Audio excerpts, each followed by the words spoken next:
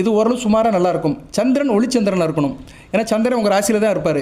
அவர் வந்து பௌர்ணமி சந்திரன் அல்லது ஒளிச்சந்திரனாக இருக்கணும்.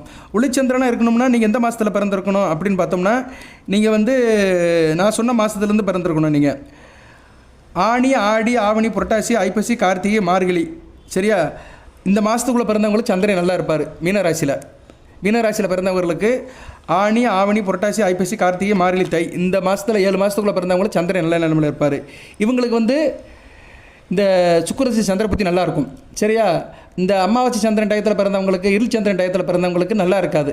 தேய்பிறை காலத்தில் பிறந்தவங்களுக்கு அந்தளவு சிறப்பாக இருக்காது. ஸோ சுக்கிரதசை சந்திரபுத்தி நடக்கிறவங்க வந்து அம்மன் வழிபாடு பண்ணணும், துர்க்கை அம்மனை வழிபாடு பண்ணணும். திங்கக்கிழமை தோறும் பசுமாட்டுக்கு வந்து பச்சரி சாதம் கொடுக்கணும். பச்சரி சாதத்தில் அச்சு வெள்ளத்தை போட்டு இனிப்பை போட்டு கொடுக்கலாம். இல்லைன்னா சக்கரை பொங்கல் செஞ்சு கொடுக்கலாம். திங்கக்கிழமை கொடுக்கணும். அடுத்து சுக்கிரதசை செவ்வாய் புத்தி, இது நல்லா இருக்காது. ஓரளவு கான்ட்ரவர்ஷனாக இருக்கும், எதுக்கு முனையாக இருக்கும், வெறுப்பு தட்பு இருக்கும்.